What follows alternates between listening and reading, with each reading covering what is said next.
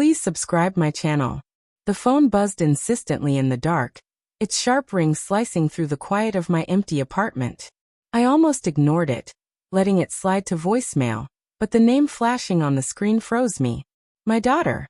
She never called this late unless something was terribly wrong. My hand shook as I answered. Daddy.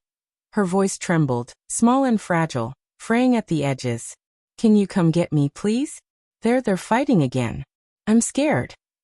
Her words cut deeper than I expected, and for a moment, I had to fight the swell of anger and helplessness in my chest. She wasn't speaking of me and her mother. No. She meant her mother and him.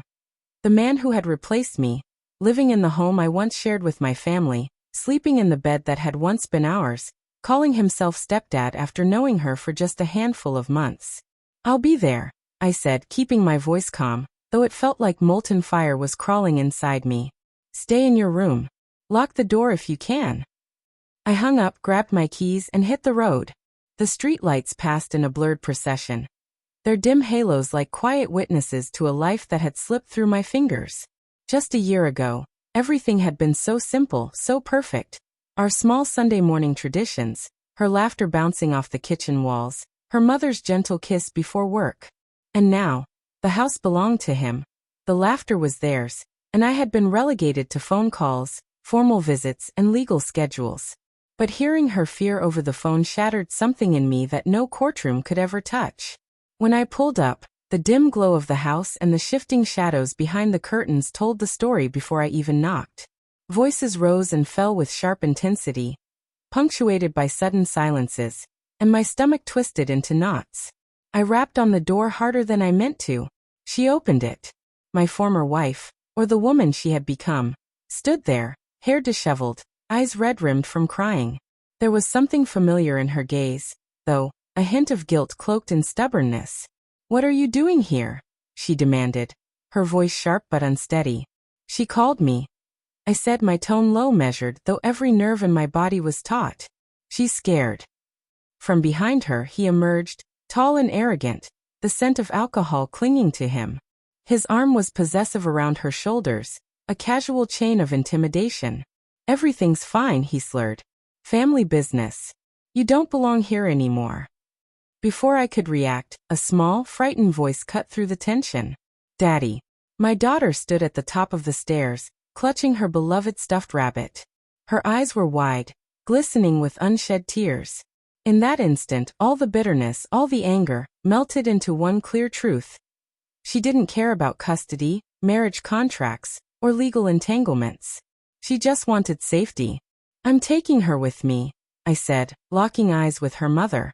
Her face hardened, lips quivering, a silent mixture of defiance and hesitation. You can't just, her mother began. She's mine to protect. I interrupted, my voice steady, though my chest burned. Half my soul is in her.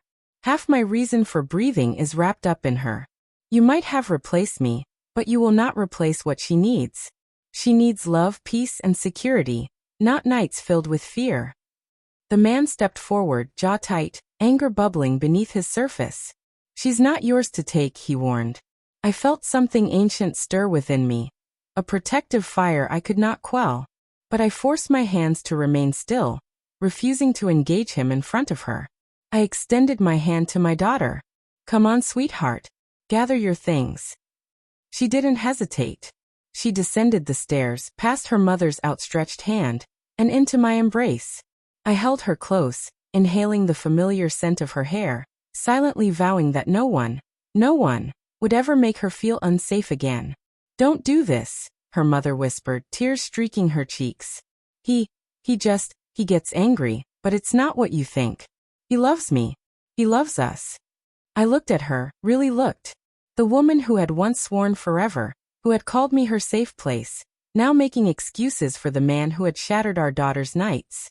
You replaced me, I said quietly, almost mournfully. But you cannot replace what she deserves. She deserves safety, love, a home free of fear. That is not negotiable.